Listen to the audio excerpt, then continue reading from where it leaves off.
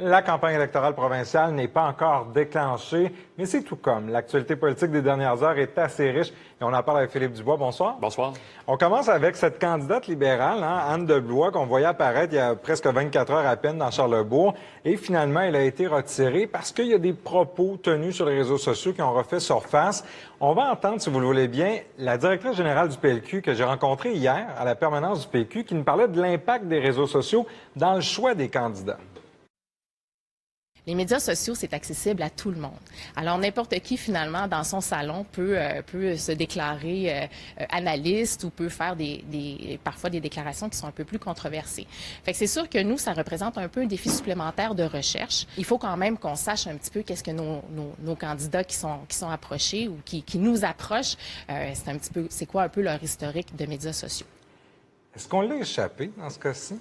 Ce qui m'étonne, c'est que les médias sociaux en politique, ça date pas d'hier. Depuis au moins 2012, c'est devenu un outil courant, commun. Et depuis au moins 2012, ce genre de situation-là arrive à toutes les élections où on retrouve des déclarations malheureuses. Donc, ce que ça nous dit, c'est qu'il n'y a pas eu le travail normal nécessaire de vérification, parce qu'on vérifie, oui, les antécédents criminels, on vérifie souvent les prises de position dans les médias, mais les médias sociaux, c'est une plateforme incontournable et il faut vérifier avant d'annoncer en grande pompe des candidatures. On le voyait avec le Parti conservateur aussi. Le Parti conservateur a de la difficulté avec ça. Qu'est-ce qu'un parti peut faire pour justement éviter de retomber dans le panneau, là? Bien, il y a deux choses. Premièrement, il y a toute la sensibilisation de nos candidats. Lorsque on se présente pour un parti, on endosse un parti, mais le parti nous endosse un peu aussi. Donc, il faut sensibiliser les gens à bien utiliser les médias sociaux. Mais avant de les sélectionner, habituellement, un parti va faire des recherches, va recenser les prises de position, y compris sur Twitter, sur Facebook, sur Instagram, et on va aller voir sur le web s'il n'y a pas des trucs qui traînent et qui pourraient être un peu embarrassants en campagne électorale. Peut-être faire un petit ménage de ces réseaux sociaux aussi. C'est la base, c'est la base. À quelques heures, quelques jours d'un déclenchement, là, c'est le dernier blitz pour recruter des candidats. Donc, c'est un défi de plus. Là. C'est des étapes de plus de vérification pour les partis aussi. Oui, effectivement. Puis, depuis qu'on a les élections à date fixe, on sait à quel moment on va aller voter, mais on sait aussi que la campagne va commencer avant son début officiel. Donc, ça nous aide. Bien, ça aide, puis un événement comme ça nous indique un peu le degré de préparation des troupes libérales dans la région de Québec, parce que si on est obligé de retirer une candidature moins de 24 heures après l'avoir annoncée, qu'on commence la campagne dans une controverse, ça envoie un drôle de message et ça nous permet de nous questionner à savoir est-ce qu'ils sont véritablement prêts.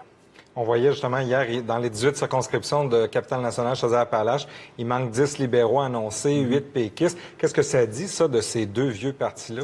Ça dit que c'est pas les partis peut-être les plus populaires auprès des candidats potentiels. On le sait, ce sont des partis qui, depuis quelques cycles électoraux, ont certaines difficultés auprès de l'électorat. Dans la région de Québec, les sondages ne les donnent pas gagnants, du moins pas pour l'instant. Et lorsqu'on va tirer des candidatures, il faut vendre un peu de rêve à nos candidats. Il faut leur laisser, ou du moins c'est plus facile d'attirer des gens lorsqu'ils ont une chance de gagner, parce qu'au final, on se présente en politique. Pourquoi? Pour changer les choses. Promesse électorale déjà de la CAQ ce matin, 11 000 logements sociaux. Est-ce que c'est réaliste d'annoncer ça en pleine pénurie de matériaux et de main-d'œuvre? C'est une annonce qui marque les esprits, mais en même temps, le premier ministre la défend en disant qu'elle est réaliste parce que, contrairement aux autres partis qui en promettent plus, lui, il s'est dit qu'il prend en compte ces trucs-là. Ce qui est intéressant avec cette promesse-là, c'est qu'elle va permettre au gouvernement sortant de défendre un peu son bilan en disant, écoutez, notre bilan en matière de logements sociaux est peut-être contesté, mais on a une promesse depuis le jour 1 de la campagne qu'on va en construire plus. Donc, c'est un peu une carte qui se réserve pour la joute électorale. Même pratiquement avant, le jour 1, officiellement. Oui. Bref, il y a le PCQ qui a parlé de baisse d'impôts. Les libéraux veulent ça aussi. Là, finalement, Legault a ouvert la porte à peut-être une éventuelle baisse d'impôts.